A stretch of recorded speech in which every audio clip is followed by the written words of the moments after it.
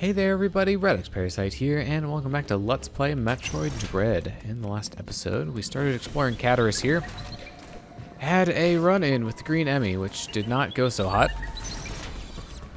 And this time, thankfully, as long as I do the right things, it should not be able to catch up with us.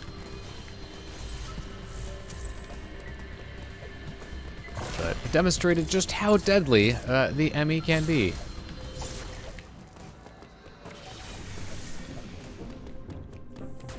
Continuing to explore through Cataris. One slight detail that you may or may not have picked up on are those blue butterflies, which are floating in various places. Those are a more subtle hint that the game uses to show you that you're going in the right direction. So they'll show up wherever you're supposed to be headed.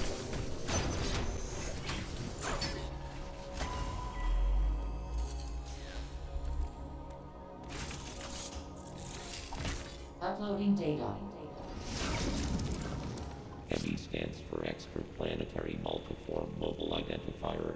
It can procedurally modify and enhance its own capabilities. Its ability to configure itself to fit into narrow spaces is a standard feature. Any E.M.M.I you encounter will likely do so as it pursues you. You are not capable of destroying their armor plating. This would be true even at your full capabilities. You are faced with overwhelming power. Accept your helplessness, study each E.M.M.I carefully, and use the Phantom Cloak to advance. There are risks even here. The Phantom Cloak reduces your mobility and consumes more AN when you move or shoot. It is still your best chance at survival. Do not hesitate to destroy an E.M.M.I whenever you discover more unique energy. This was not one of your original priorities. However, I see no other way to accomplish your goal. These existential threats cannot be sanctioned.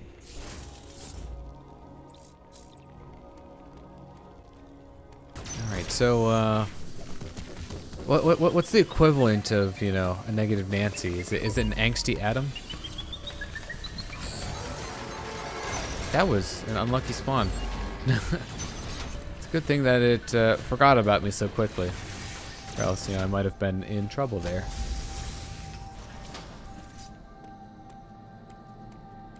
Yeah, usually it doesn't spawn down there. I've only had that happen like a handful of times in the many times that I've played this game through speedrunning it.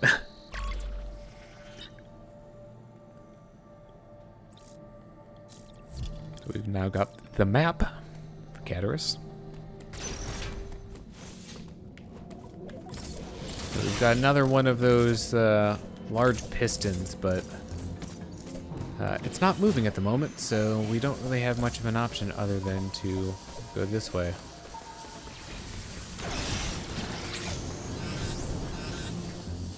Yeah, don't mind me. I'm just, you know, taking damage intentionally because it's faster. All right, I'll see if I can try to do a glitch here. Nope. But I did it, just not successfully. Oop. Okay, fine. I'll give up and I'll do it the normal way. So what I did there was called a pseudo wave shot. There are a number of different ways that you can get your body collision to slightly clip into walls. One of the easiest ones is by sliding. So if you slide and then aim at a specific angle, basically your shot bypasses the initial collision of the wall, and because the game assumes that, you know, it'll get stopped when it is trying to enter the wall. It will just, you know. Yep. And that E.M.M.I is, like, the green E.M.M.I is always in that location there. So that can be fun. Also, don't go down there. I always mess up and go down there. It's not always, but in any case, now that we've got the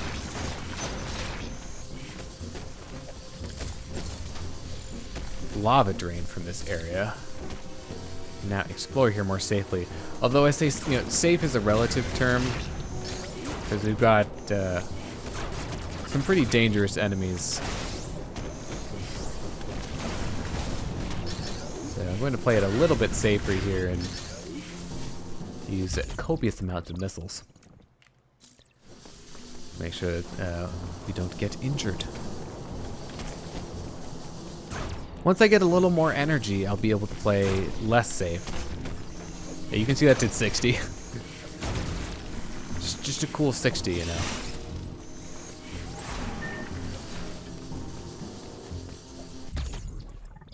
So there we go. There's our second energy tank. This game does have energy parts. We just collected our first one before grabbing that tank there. So, like the previous games in which they appear, they will give you 1/4 of a tank. You need to collect 4 of them to get a full tank. And unfortunately, it's not like you get 25 energy now. You have to wait until you get all 4, and then you get 100.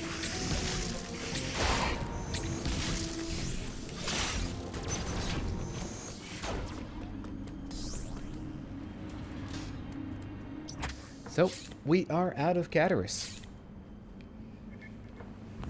May not be all that long in terms of typical Let's Play time, but these first 2 sections, Artaria and Cataris, take pretty long in the speedrun compared to, you know, how quickly you're moving between areas later on.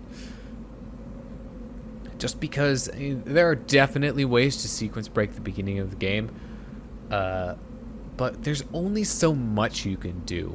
You can shift around the order that you get the Phantom Cloak, Spider Magnet, and Charge Beam in for Artaria, but you need all of them to leave.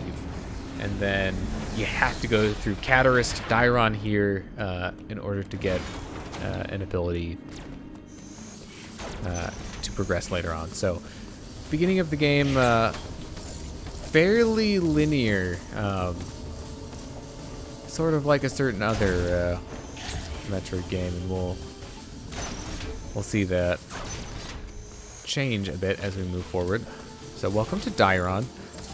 It's even more mechanical than the previous areas, as you can tell from the background. That's the real way to like differentiate the areas in this game.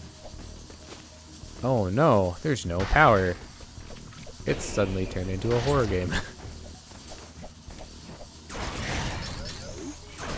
Oh yeah, one thing that I don't think I've mentioned yet, that I filed away in my brain a while ago to talk about, is the fact that you can slide in this game. That's new.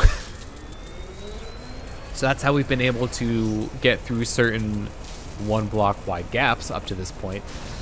But as you can see with this one, the game can use it as a method of trapping you, for right now at least. Because we can slide through them, but if there isn't ground on the other side, you can't slide back through. So, yeah, we are getting the wide beam here, or as it should be called, the Spazer. I will not take, you know, Spazer slander.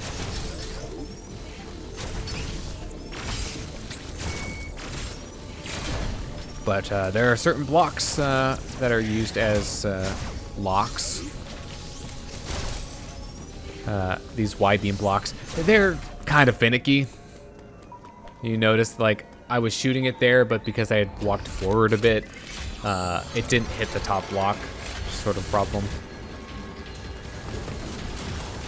We are getting introduced to another E.M.M.I. This is our first time having 2 active at one time, so we haven't killed the green one yet. I'm getting introduced to yellow, which was pretty fast. Oh, we can't go that way yet. Gotta go up here. What you may see me do with the wide beam blocks here is just stop moving before I fire my shot, because that's a surefire way of making sure that it hits.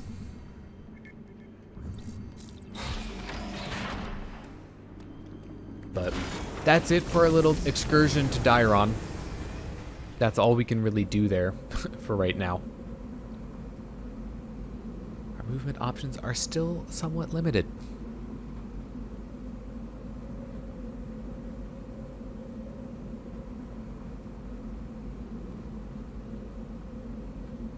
Halfway tempted to just add elevator music here. But I probably shouldn't. Unless I could find something that was royalty-free. That sounds like way too much effort.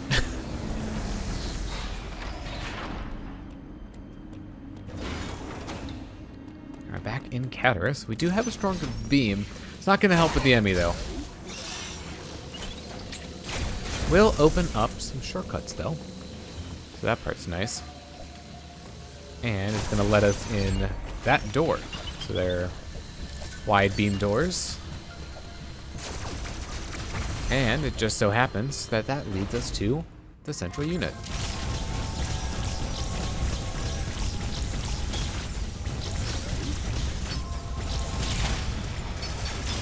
You'll be able to see just how much of a damage upgrade it is for the central unit here. Yeah. Killed it much faster than the previous one. Or at least I think so. How it's supposed to go.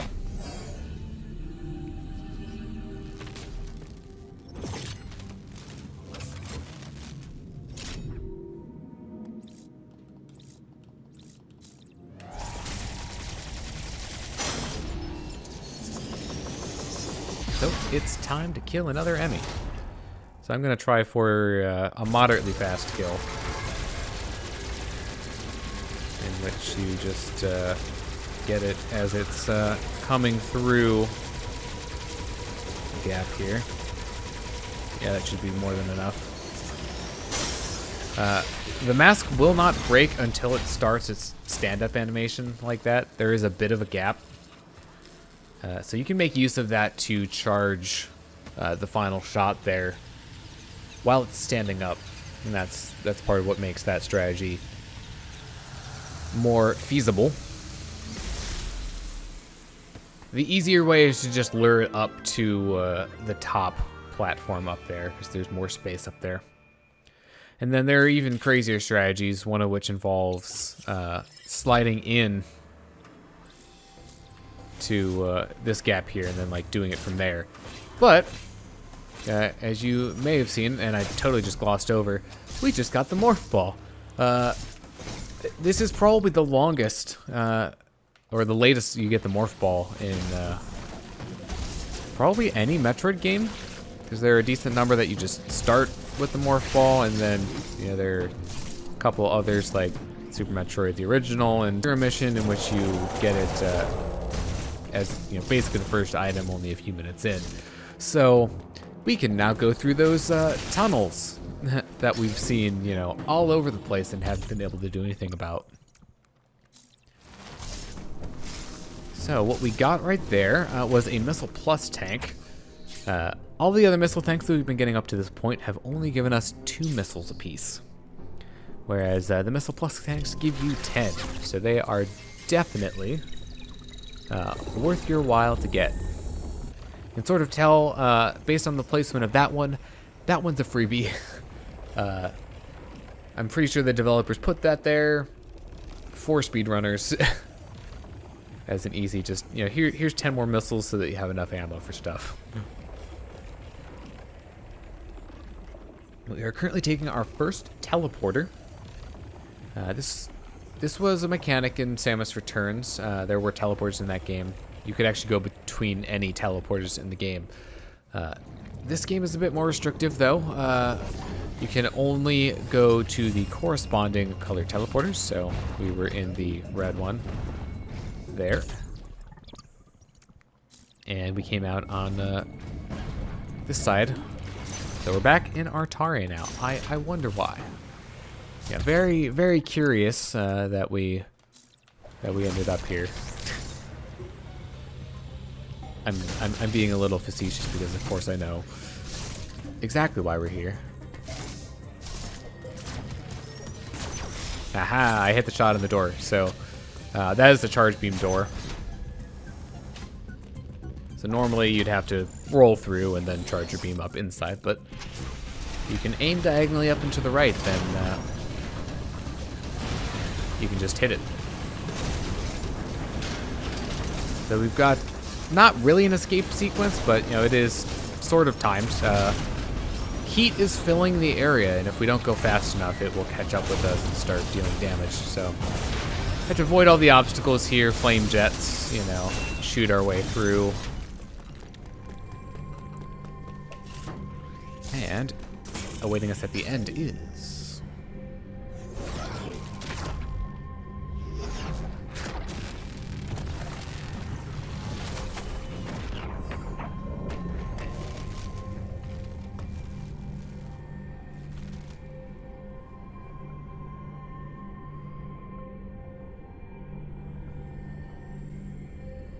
Got the Varia Suit.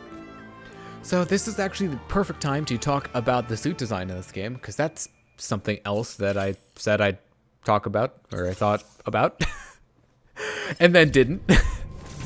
So, suit designs in this game, absolutely superb. Hi. Would you like to do that? Thank you. Alright, I'm just going to take a little dip in this lava here, so we can grab this Missile Plus tank. You know, very, very handy. You can get through with about 150 HP, like I just did. And part of the reason that that is, you know, not too bad to do is we'll be coming across an energy recharge station here in not too long. And by not too long, I mean right now. So I really love how they kind of they changed Samus's fusion suit, because obviously she still has some elements from it, but it's sort of like her regular suit is coming back. You know, it's like regrowing to a point. So you've got some of the soft bits, you know, around the torso and on the legs, but then you have the more defined shoulder pads. So I really like the design of both the power suit and the Varia suit. Here, I think they're really slick.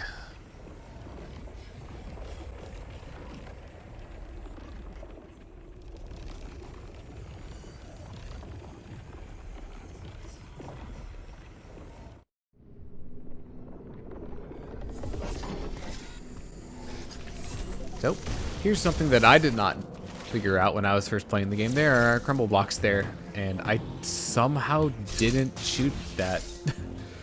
That was interesting. But now that we have the Varia Suit, we can go through heated areas. So we've got these cannon enemies here. Probably easiest to just wait and counter them. If you're playing on not hard, then you can pretty easily just damage tank through them. If they do hit you with that blast, it does a lot. So I'm not gonna risk it. But now we get to explore some of the less mechanical portions of Cataris. Got this cave system here.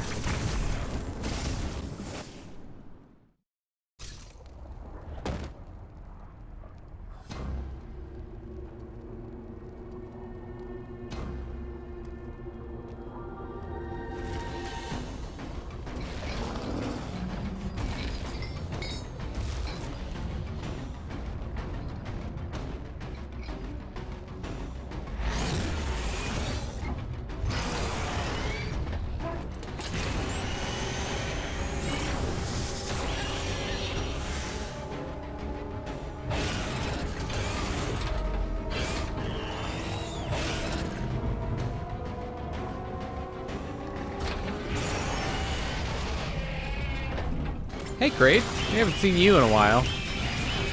So, I believe this is a different Kraid from the one that is fought in the original Metroid and Zero Mission, as well as Super. So, pretty standard. You fire missiles into its mouth to damage it. Same as before, although it has a lot more health in this game than in previous ones.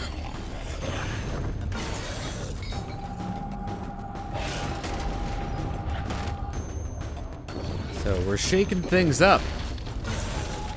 I mean, this sort of happened in the other games as well, where there's a segment where you're face to face with him, and then one where you have to climb through some means.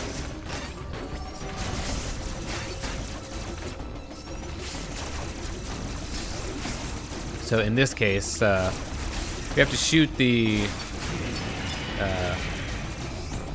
spot there to make him fire out things, and that'll make the spider magnet, not sure what to call it, like platform, come down for us. So once you're up here, he will try to knock you down, so that punch is one of the attacks that you can use to do it. And we're just getting another punch. If you jump with good timing, you can avoid it and avoid getting knocked down. So the claws will also knock you down. I would recommend shooting them with the wide beam here. So that swipe there is the counter attack.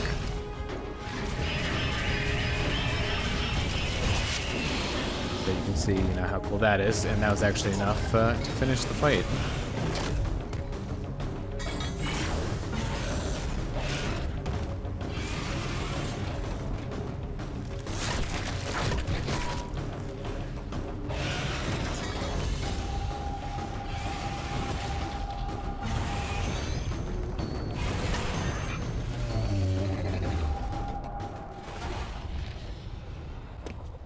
I guess Kraid didn't like taking a lava bath.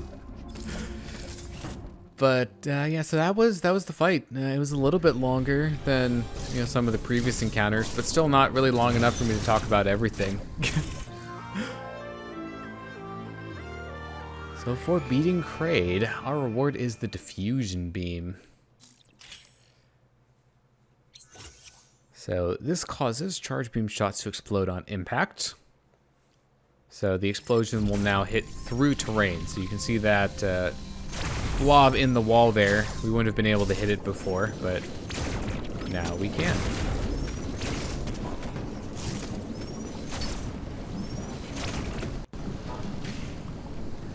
So we are currently locked inside. There's a door that we can't open to the right, so gotta take the teleport here. Got no other option. So I think I'll end the episode once we get to the other side here.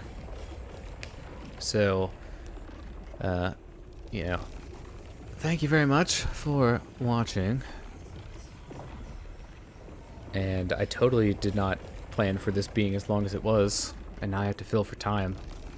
What am I going to fill the time with? I don't know. There we go. Time successfully filled. Alright, so this takes us back to Dairon.